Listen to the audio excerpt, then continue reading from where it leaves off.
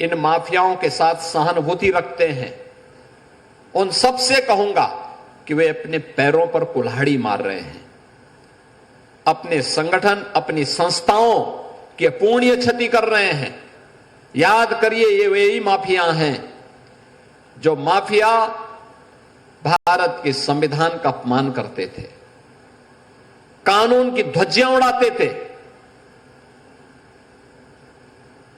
इनके लिए अधिकारी का कोई मतलब नहीं, इनके लिए अपराध मायने रखता था और अपने अपराध से छाती ठोक करके ये उस समय की सरकारों को झुकाया करते थे। और उस समय के सत्ताधारी दल भी इनके सामने नतमस्तक होकर के घुटना टेकने के लिए इन अपराधियों के सामने किस प्रकार से गिड़गिड़ाया करते थे, आपने देखा होगा। लगातार पूरे प्रदेश के अंदर, पूरा पश्चिम, कहीं भी आप जाइए, मध्य में, बुंदेलखंड में, हर जगह ये माफिया हावी थे।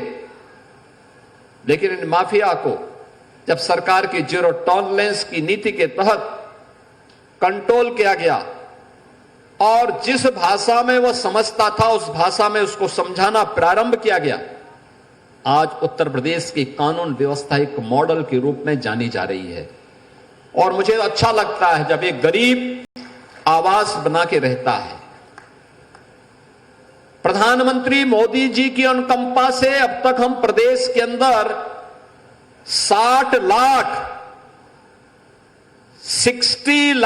गरीबों को पिछले 8.5 वर्ष के अंदर एक एक आवास उपलब्ध करवाने में हमने सफलता प्राप्त कर दी।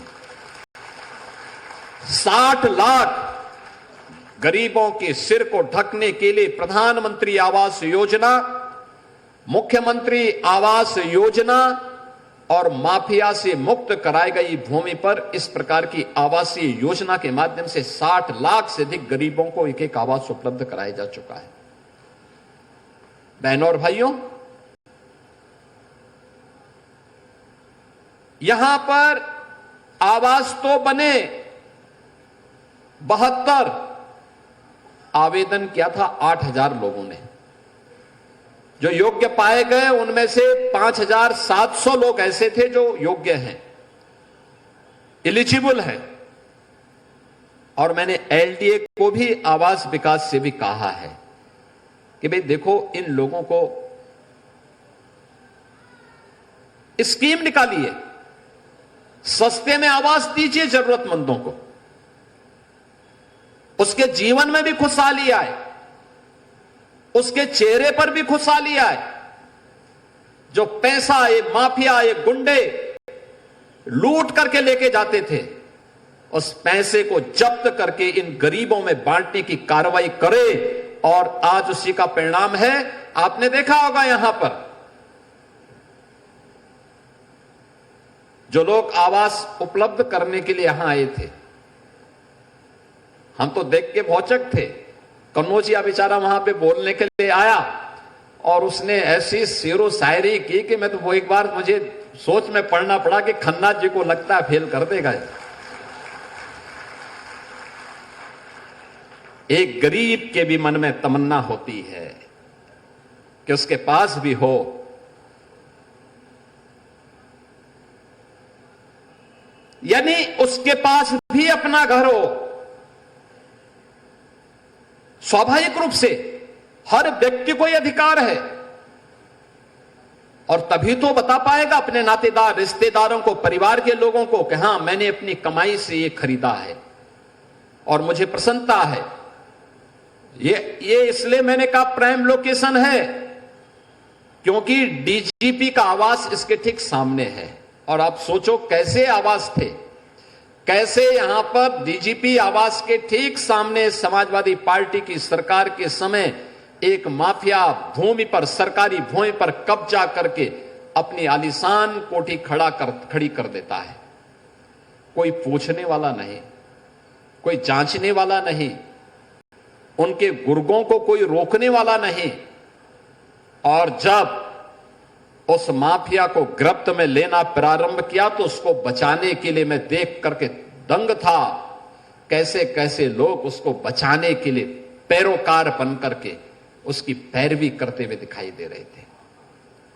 बहनों और भाइयों, समाज के विकास का सबसे बड़ा बैरियर है ये माफिया वृत्ति।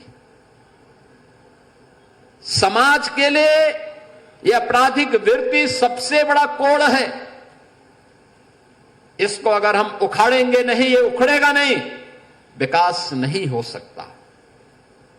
और यही जो जीरो टॉलरेंस की नीति उत्तर प्रदेश के अंदर लागू की गई, आज उसके परिणाम सामने हैं।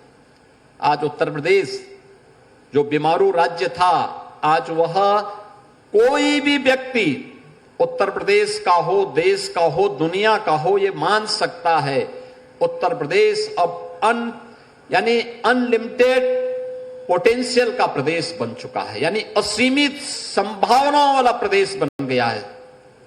ये वही प्रदेश है जिस प्रदेश में दंगे होते थे, पर्व और त्योहार के पहले कर्फ्यू लग जाता था, अराजकता थी, बेटी और बहन असुरक्षित थी, व्यापारी अपना व्यापार नहीं बढ़ाता था, उद्यमी नया निवेश करने को तैयार नहीं था। और आज मैं कह सकता हूं कि भारत ही नहीं, दुनिया का हर बड़ा उद्यमी उत्तर प्रदेश के अंदर निवेश करने को तैयार है, हर बड़ा उद्यमी उत्तर प्रदेश के अंदर। और यही परिणाम है, हम लोगों ने पिछले 8 वर्ष के अंदर 15 लाख करोड़ रुपए से अधिक के निवेश के प्रस्ताव जमीनी धरातल पर उतारे हैं। 5 लाख करोड़ रुपए से अधिक के निवेश के प्रस्ताव हमारे पाइपलाइन में हैं, और हमें कुल प्रस्ताव जो प्राप्त हुए वह लगभग 45 लाख करोड़ रुपए के हुए हैं, जो हम लोगों ने जमीनी धरातल पर उतारने में सफलता प्राप्त की। मुख्यमंत्री योगी आदित्यनाथ को आप